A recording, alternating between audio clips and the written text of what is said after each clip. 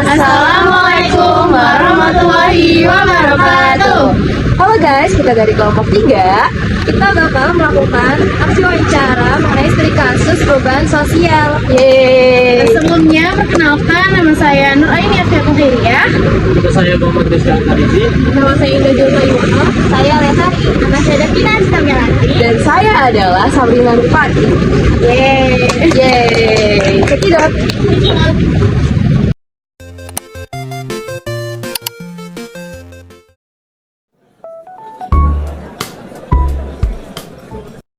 Sore Bu.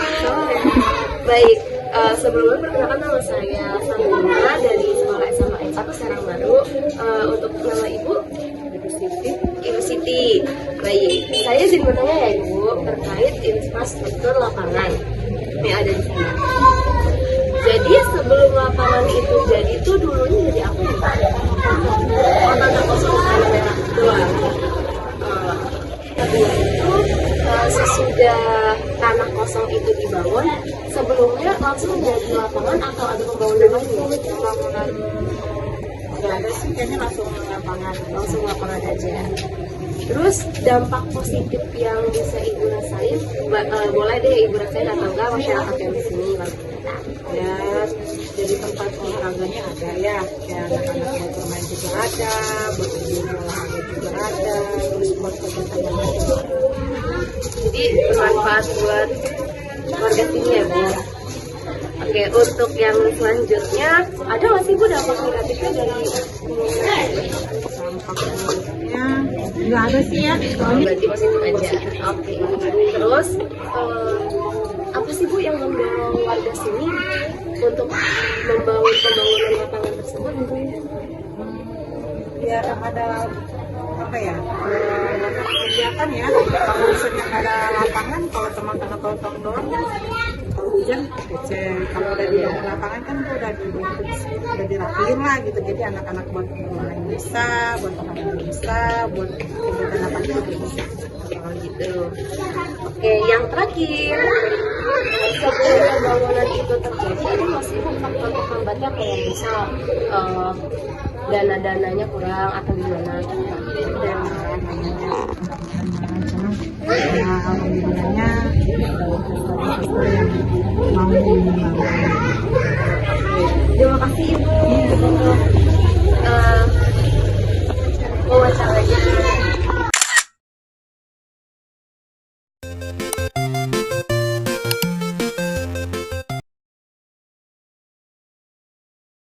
Assalamualaikum warahmatullahi wabarakatuh. Perkenalkan nama saya Muhammad Rizal Farizi. Nama saya Muhammad Rizal Farizi. Saya ini mau mencari Pak boleh. Sebelum terjadinya pembangunan musola ini, sebelumnya terjadi apa sih? Sebelum pembangunan musola ini terjadi, sebelumnya itu masih tanah kosong biasa, jadi belum dibangun musola. Dan sesudah pembangunan tersebut terjadi, jadinya apa sih? Sesudah pembangunan tersebut terjadi ya jadinya musola. Jadi mungkin musola lebih bagus lagi sih dari sebelumnya. Untuk dampak positif pembangunan musola ini apa ya?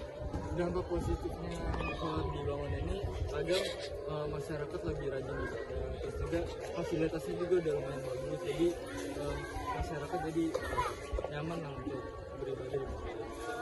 Banyak datang ke masjid gitu ya. Iya. Untuk dampak negatifnya sendiri ada nggak sih Kang? Untuk dampak negatifnya sih setahu saya nggak ada sih. Faktor pendorong apa sih Kang yang terjadinya pembangunan tersebut? Faktor pendorong pembangunan tersebut terjadi itu karena faktor pendorong masyarakat, terus juga biar bisa ibadah lebih dekat Tuhan, dan udah sih mungkin itu aja.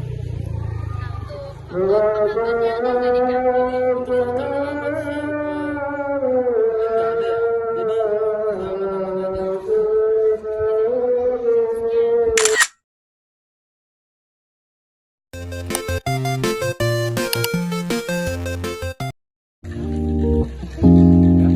Assalamualaikum warahmatullahi wabarakatuh. Baik, sebelumnya perkenalkan nama saya Aini. Maaf dengan Bapak siapa? Pak Sugiono. Bapak Sugiono. Sebelumnya saya ingin melakukan sesi wawancara terkait infrastruktur sebelumnya bangunan sebelum dibangun hidroponik ini dulunya tempat apa? Awal mula adanya hidroponik ini dulu di tahun 2020, tepatnya di bulan Februari.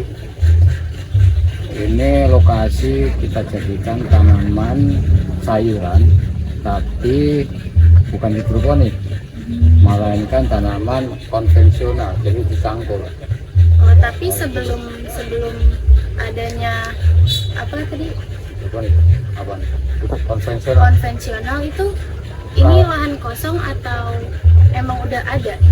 Oh, tadinya lahan kosong, dari semak belukar, banyak kumpul-kumpul, banyak banget. Nah, kita jadikan konten bersama-sama warga, kita jadikan tempat tanaman, sayuran, segala macam, tapi merupakan konvensional awalnya. Setelah pembangunan ini tuh dampak positifnya apa? Kalau untuk warga sendiri sangat luar biasa, bagus banget dampaknya, dan kalinya untuk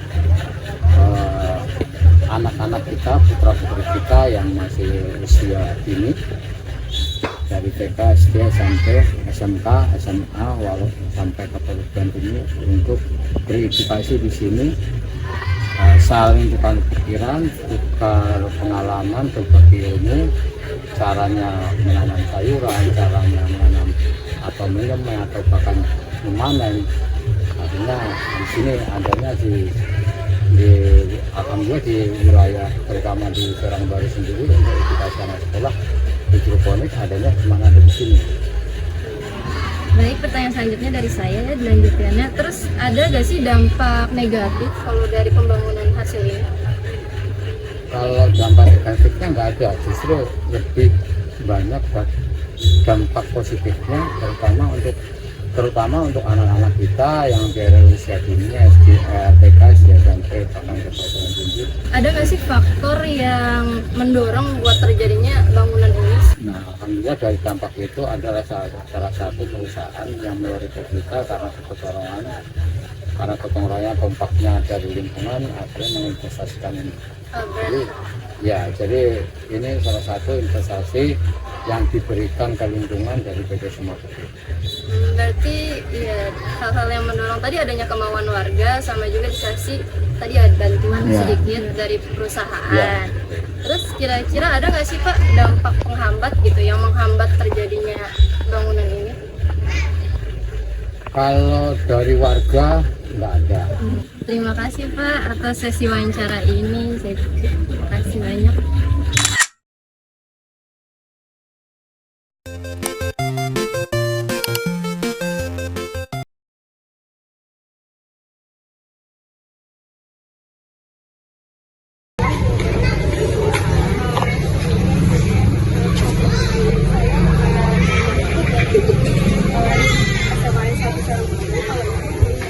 Ibu Yani.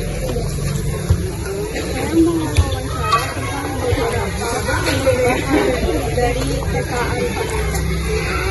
Nah, sebelum bangunan tersebut jadi, dulunya TK Alifanda itu bangunannya ya, maksudnya sebelum ada perumahan apa sebelum ada TK, dia perumahan seperti biasa kita.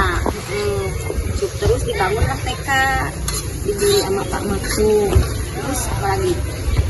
Yang kedua, sesudah pembangunan tersebut itu jadinya langsung TK ini atau ada Bangunan sebelum perumahan? rumah ini tadi Awalnya rumah biasa, rumah warga. Dibangunlah jadi TK. Kalau dampak positif apa yang dirasakan masyarakat setelah TK ini dibangun? Oh, dampak positifnya jadi anak TK kita anaknya dekat ya sekolah di TK ini. Terus biayanya juga nggak terlalu besar, relatif lah. Apalagi Dampak negatifnya nggak Ibu dari pembangunan? negatif sih nggak ada ya. Kalau namanya sekolah ada negatifnya. Kalau pendorongnya sehingga bangunan ini terjadi itu gimana? Faktor pendorongnya karena dulu ini paling TK pertama dibangun di sini di KSD ini. Nah, Kalau ada faktor penghambat gak dari bangunan TK ini? Kayak dana-dananya kurang kah atau gimana? Oh enggak, soalnya dia juga yang punya yayasan di sana juga ada cabangnya. Jadi nggak ada dana terhambat gitu. Izin juga dia udah punya gitu, izin buat buka loan juga. Makasih ya Ibu wawancaranya, terima kasih banyak. Iya, sama-sama.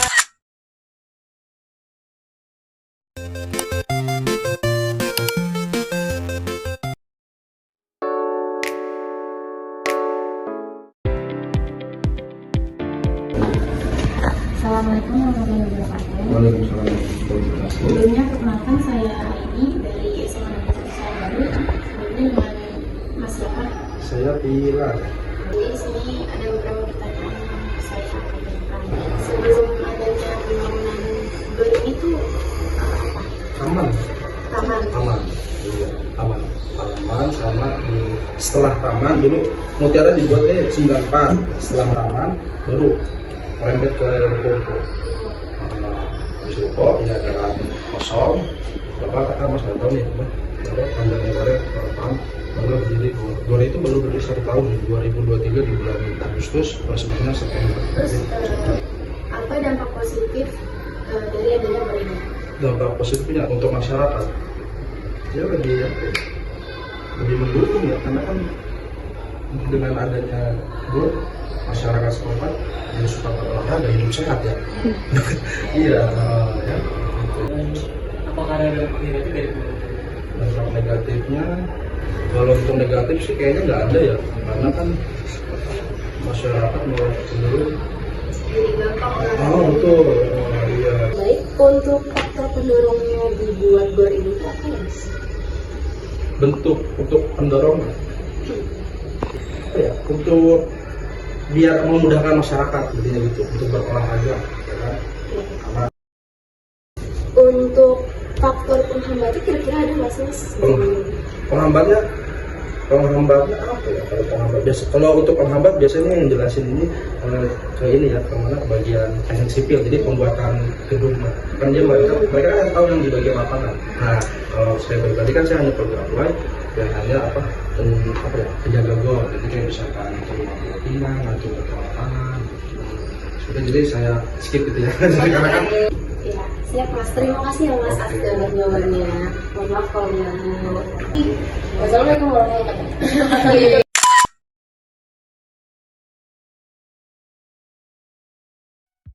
Kesimpulan dari kegiatan studi kasus ini adalah seperti yang kita ketahui, bahwa perubahan sosial terutama di bidang infrastruktur pasti akan terjadi, entah itu dalam waktu cepat ataupun lambat.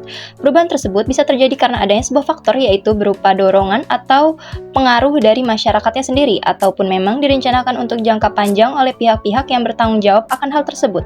Seperti dalam dokumentasi wawancara kami, beberapa berkata sebelum infrastruktur tersebut dibangun, rata-rata awalnya itu lahan kosong baru dijadikan sebuah lapangan, musola, dan taman hidroponik.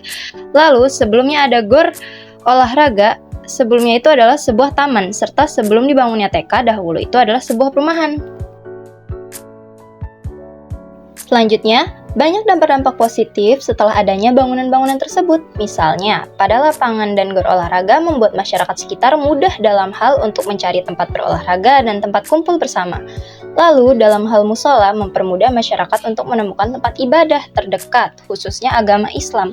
Kemudian, untuk sekolah TK juga mempermudah mereka dalam hal menyekolahkan anak-anaknya yang usia belia.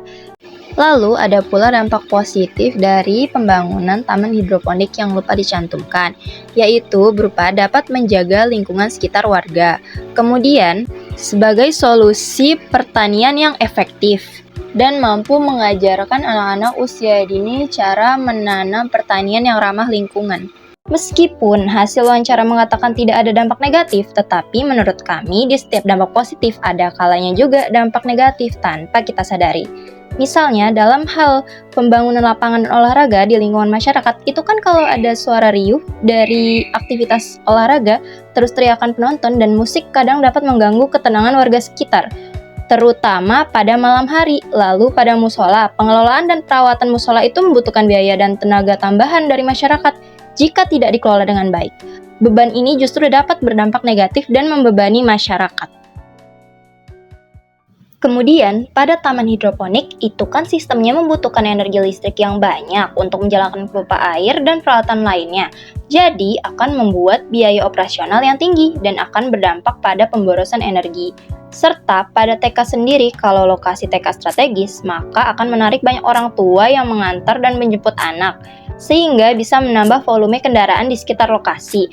Hal ini kemungkinan akan dapat menyebabkan kemacetan dan kesulitan akses bagi warga sekitar.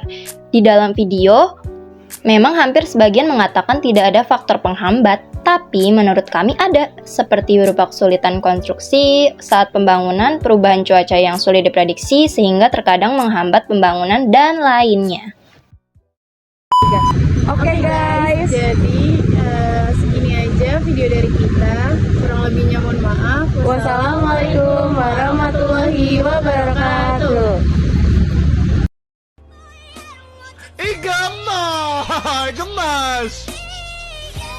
Gemas! Gemas banget!